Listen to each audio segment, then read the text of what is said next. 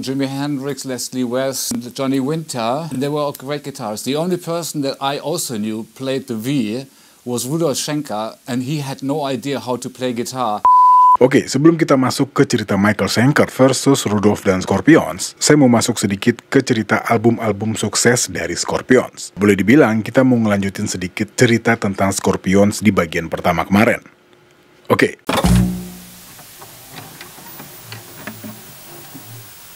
Dengan fondasi yang semakin kuat, Scorpions melangkah ke era 80-an dengan penuh keyakinan. Bersama dengan Matthias Jaeb sebagai gitaris utama, mereka menemukan keseimbangan yang sempurna dalam komposisi musiknya. Gaya gitar Matthias yang energik dan inovatif memberikan warna baru yang melengkapi riff khas Rudolf Schenker dan vokal ikonik Klaus Meine. Kesuksesan besar pertama datang lewat album Blackout yang dirilis pada tahun 82. Album ini nggak cuma memantapkan posisi Scorpion sebagai band hard rock papan atas, tapi juga melahirkan beberapa lagu klasik seperti No One Like You dan Dynamite. Padahal, di balik layar, proses rekaman sempat terancam karena Klaus Meine mengalami masalah pada pita suaranya yang hampir membuat Klaus kehilangan kemampuannya bernyanyi. Dan pada akhirnya, Klaus mengambil keputusan buat menjalani operasi dan terapi vokal. Dan gak cuma sampai di situ, Scorpion semakin mengukuhkan dominasinya dengan album Love at First Sting yang dirilis pada tahun 1984. Sebuah album yang mempunyai hits besar di dalamnya. Album ini menjadi salah satu album yang paling sukses secara komersial, dengan hits legendaris pastinya. Di antaranya ada Rock You Like a Hurricane dan Still Loving You.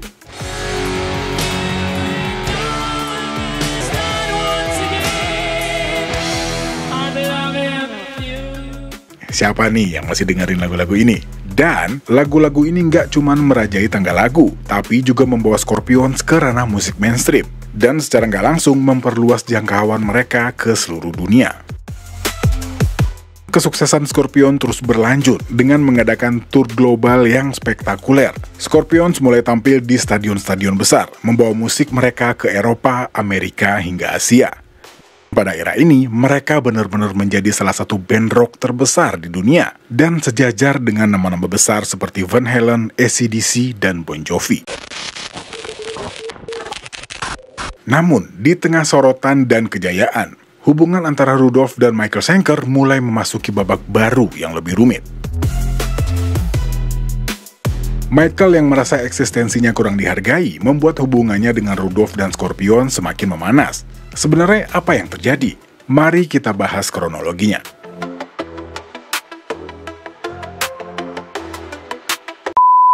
Dan sebagaimana yang udah kita bahas di depan, Rudolf Schenker adalah pendiri Scorpions yang dia bentuk pada saat umurnya masih 16 tahun. Rudolf adalah pemain gitar dan boleh dibilang dia adalah otak di balik visi musik band ini.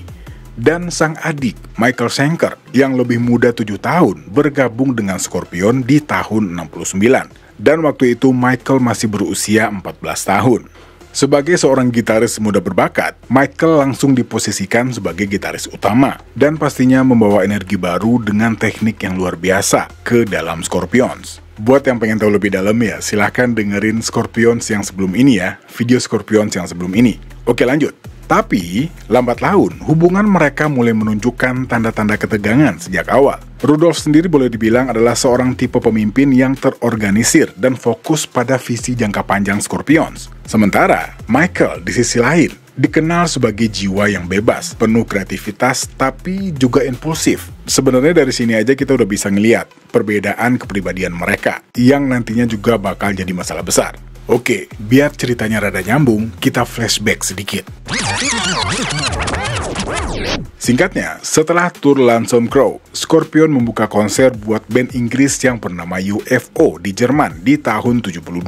Dan selama konser ini, UFO sangat tertarik dengan permainan gitar Michael Schenker dan akhirnya menawarkan posisi gitaris utama kepada Michael. Dan gak butuh waktu lama, di tahun 73-nya, Michael memutuskan buat bergabung dengan UFO.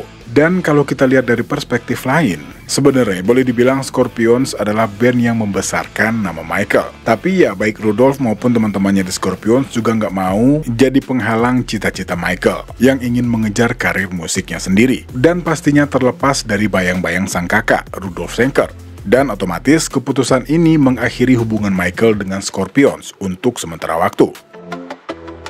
Bersama UFO, Michael mencapai puncak karir awalnya. Setelah bergabung di tahun 73, permainan gitar Michael boleh dibilang berdampak besar kepada UFO. Album-album seperti Force It yang dirilis pada tahun 75, No Heavy Petting yang dirilis pada tahun 76, dan terutama Lightouts yang dirilis pada tahun 77, memperkuat reputasi UFO sebagai band hard rock kelas dunia. Lightouts yang diproduseri oleh Ron Nevison sering disebut sebagai puncak kreativitas Michael bersama UFO dengan lagu-lagu seperti Too Hot to Handle dan judul lagu Lights Out yang menjadi favorit para penggemar mereka, ya UFO maksudnya.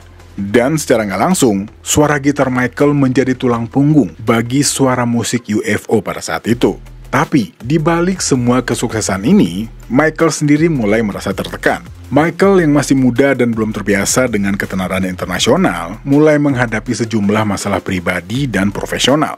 Sebagai seorang perfeksionis dan introvert, ya Michael sering ngerasa cemas dan gak nyaman dengan dinamika band, terutama dengan tekanan tur yang intens. Dan boleh dibilang, karena kepribadiannya yang gak stabil, Michael cenderung menarik diri dan sulit menyesuaikan diri dengan kehidupan tur yang penuh tekanan.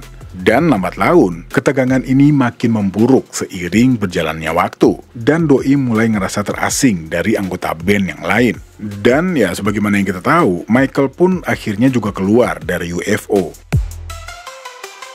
Kalau boleh kita narik kesimpulan, penyebab pertama adalah karena kepribadiannya yang tidak stabil. Pada waktu itu, Michael cenderung lebih menarik diri, dan sepertinya Michael juga sulit menyesuaikan diri dengan kehidupan tur yang penuh tekanan. Dan ketegangan ini, seiring berjalannya waktu makin memburuk, dan Michael mulai ngerasa terasing dari anggota band yang lain. Penyebab yang kedua, konflik dengan Phil Mogg. Sang vokalis UFO, Phil Mogg sepertinya juga mempunyai kepribadian yang kuat dan sering berselisih dengan Michael. Dan menurut informasinya, Phil juga nggak canggung buat mengkritik Michael secara terbuka, ya belak-belakan gitu. Baik itu komplain masalah permainan, sampai sikap Michael yang ditunjukinnya di luar panggung. Dan pastinya apa yang terjadi antara Phil dan Michael sendiri, malah semakin menambah beban Michael. Dan lama-lama, Michael pastinya nggak nyaman ada di lingkungan band. Faktor yang ketiga adalah alkohol dan ketidakstabilan. Ya, mungkin banyak yang bilang kalau alkohol adalah salah satu cara buat keluar dari beban kehidupan. Dan karena lingkungannya juga seperti itu, pada akhirnya dia menganggap kalau alkohol adalah jalan keluar. Dan bagi Michael sendiri, kebiasaan ini juga mempengaruhi performanya di atas panggung. Puncak dari akumulasi tekanan ini terjadi selama tur Amerika mereka di tahun 77 buat promosi album Lightouts. Katanya, Michael beberapa kali tampil di bawah pengaruh alkohol atau bahkan menghilang sebelum pertunjukan. Tapi waktu itu, UFO masih mencoba mempertahankan Michael. Keputusan Michael untuk keluar dari UFO juga tidak terjadi dalam satu malam. Sebagaimana yang udah kita bahas, ini merupakan akumulasi dari berbagai insiden. Hal ini bermula dari tur Eropa mereka di tahun 78 dan proses rekaman Strangers in the Night. Setelah kesuksesan Lightouts, UFO memulai tur besar di Eropa dan Amerika. Dan pada saat yang sama, mereka juga ngerekam penampilan live buat album Strangers in the Night yang dirilis pada tahun 79. Terus katanya album ini juga dianggap sebagai salah satu album live terbaik dalam sejarah rock. Ya, gimana menurut teman-teman? Dan boleh dibilang, ini juga merupakan puncak karir dan kemampuan dari Michael Schenker. Tapi di balik layar, Michael merasa semakin tertekan. Michael sempat mengaku dalam sebuah wawancara, dia mengatakan kalau dia kehilangan dirinya sendiri selama periode ini. Pada akhir tur UFO di Amerika di tahun 78, Michael Schenker semakin gak nyaman dengan tekanan band dan gaya hidup di dalam band ini. Puncaknya terjadi setelah konser di Palo Alto, California pada tanggal 29 Oktober tahun 78. Di mana pada waktu itu Michael memutuskan untuk keluar tanpa banyak penjelasan. Dan setelah insiden ini, Michael baru memberitahu UFO kalau dia tidak bisa lanjut dengan band ini. Dan di akhir tahun 78, Michael resmi meninggalkan UFO, tepat sebelum Strangers in the Night dirilis.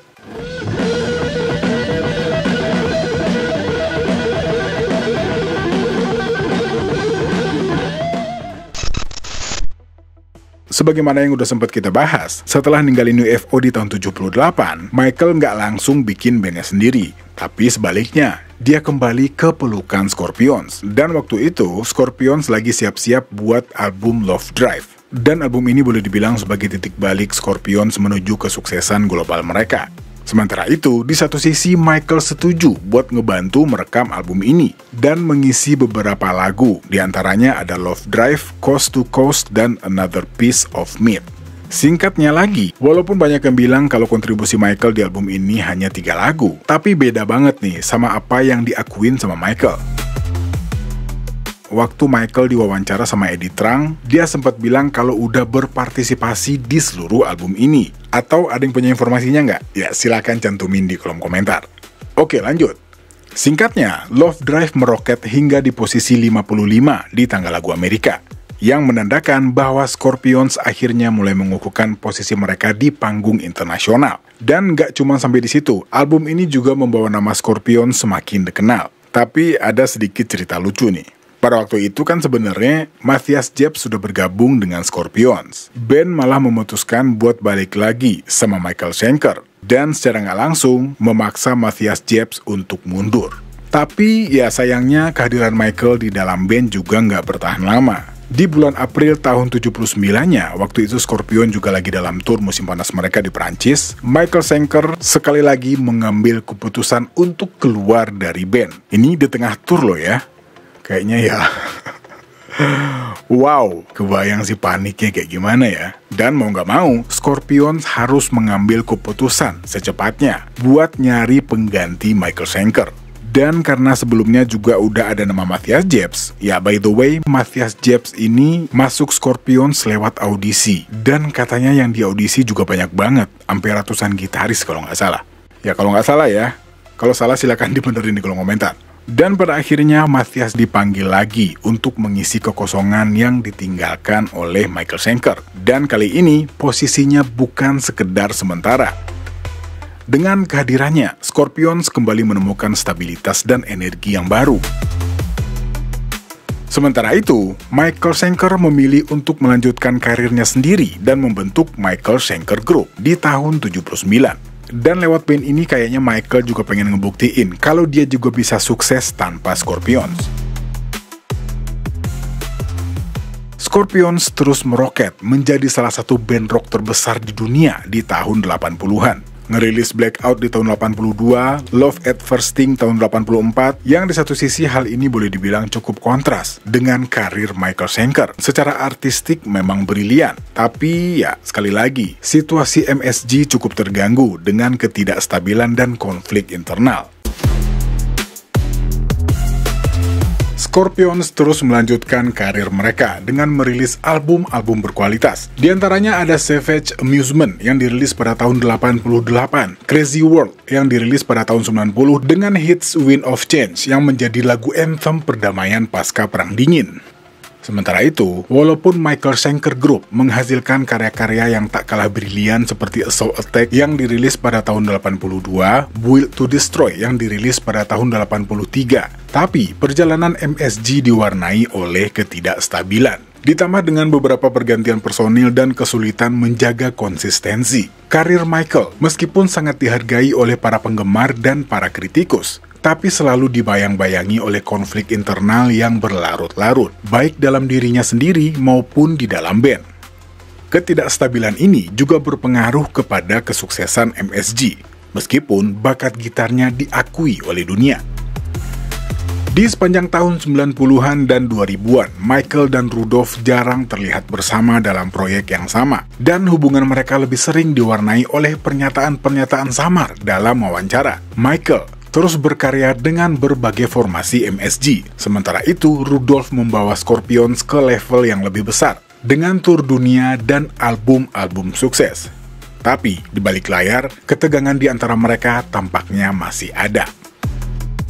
Dalam beberapa wawancara pada tahun 90-an, Michael mulai menyuarakan rasa frustasinya terhadap Rudolph dan Scorpions. Salah satu keluhan utamanya adalah bahwa Rudolph memanfaatkan kreativitasnya di masa awal dan bahwa ia tidak mendapatkan kredit yang pantas. Di sisi lain, Rudolf cenderung menanggapi dengan lebih santai. Dalam beberapa wawancara, Rudolf juga sempat menyampaikan kalau Michael adalah musisi yang luar biasa, tetapi memiliki sifat yang sulit dikendalikan, apalagi dalam lingkungan band. Pada saat MSG mengalami pasang surut, Michael juga sering menyinggung dan membandingkan situasinya dengan Scorpions, dan merasa bahwa dia nggak mendapatkan pengakuan yang seharusnya. Dalam wawancara dengan Classic Rock tahun 2004, Michael mengatakan, "Saya selalu menjadi seniman yang lebih mementingkan ekspresi dibandingkan kesuksesan komersial. Rudolf memilih jalur yang berbeda. Saya hanya berharap dia lebih menghargai apa yang telah saya lakukan untuknya," kata Michael.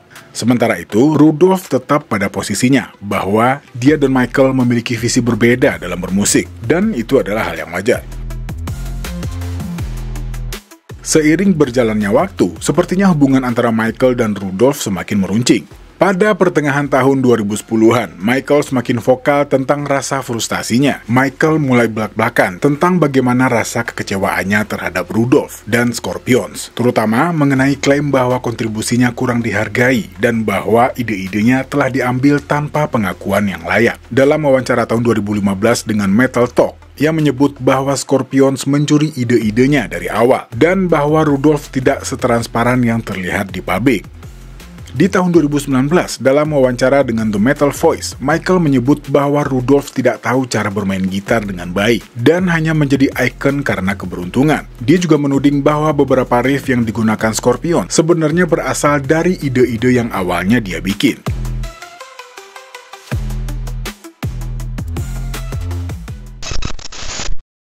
Puncak dari semua ketegangan ini terjadi pada tahun 2021. Michael secara terang-terangan menyerang Rudolf dalam beberapa wawancara dan menyebut Rudolf sebagai penutup gaya dan pengganggu, dan selanjutnya menuduh kalau Rudolf hanya memanfaatkan bakatnya.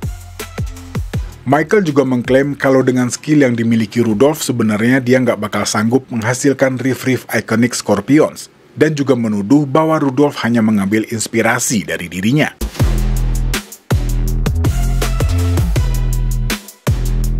Terus di sebuah wawancara dengan Aeon Music, Michael juga menyampaikan, Rudolf adalah seorang pengusaha. Dia tahu cara menjual produk, tapi dari segi musik, dia mengambil dari saya. Itu fakta, katanya. Dan selain itu ada cerita tentang Gibson Flying V punyanya Michael. Menurut Michael, dia minjemin gitar Flying V-nya buat Rudolf. Tapi sampai saat ini, gitar itu nggak pernah balik lagi. Sementara itu, di tempat lain, ya Rudolf nanggepinnya nyantai. Rudolf cuma menganggap ini sebuah permasalahan di antara adik dan kakak lah, intinya gitu. Dalam sebuah wawancara dengan Metal Hammer di bulan April tahun kemarin, Rudolf sempat bilang, "Aku cinta dia orang hebat. Aku merawatnya sejak bayi dan membawanya ke semua band di masa awal. Tapi dia orang yang ekstrim, bukan tipe yang bisa ada di band. Dia gitaris hebat, tapi itu situasi yang berbeda," kata Rudolf. Rudolf juga sempat menyatakan bahwa dia sebenarnya terbuka untuk komunikasi dengan Michael. Tapi sepertinya Michael sering menutup diri dan memilih jalannya sendiri. Ya, gimana menurut teman-teman? Kalau boleh kita ambil poin-poinnya, ada beberapa poin sih sebenarnya yang menjadi inti dari perseteruan mereka. Yang pertama pastinya perbedaan visi. Rudolf ingin Scorpion jadi band yang lebih besar, dan pastinya dengan struktur yang jelas. Tapi di sisi lain, Michael lebih suka kebebasan. Ya dalam artian, dia bebas ngelakuin apa aja tanpa kompromi. Dan poin yang kedua, ya sepertinya ini ada persaingan di antara dua saudara. Michael kayaknya ngerasa terus dibayang-bayangi oleh Rudolf. Ya apalagi dengan Scorpions-nya. Dan di satu sisi sebagai kakak, Rudolf mungkin merasa Michael nggak menghargai perannya, yang juga ikut membuka jalan buat Michael. Dan selanjutnya poin yang selalu diungkit sama Michael, klaim kredit. Michael ngerasa kontribusinya kurang dihargai di Scorpions, terutama di album Love Drive. Sementara itu, Rudolf lebih mikirin kesuksesan band secara keseluruhan, maksudnya kesuksesan mereka bersama-sama. Ya, itulah kira-kira intinya. Dan kayaknya konflik ini sampai saat ini juga belum beres. Di tahun ini, 2025, kayaknya hubungan mereka masih dingin. Rudolf tetap sibuk dengan Scorpions, dan malah mereka bakal ngerayain 60 tahun karir mereka. Sementara itu, Michael masih fokus dengan proyek solonya, termasuk bersama MSG dan rilisan terbarunya, My Years with UFO yang dirilis tahun kemarin. So, gimana menurut teman-teman? Siapa nih tim Michael dan siapa timnya Scorpions?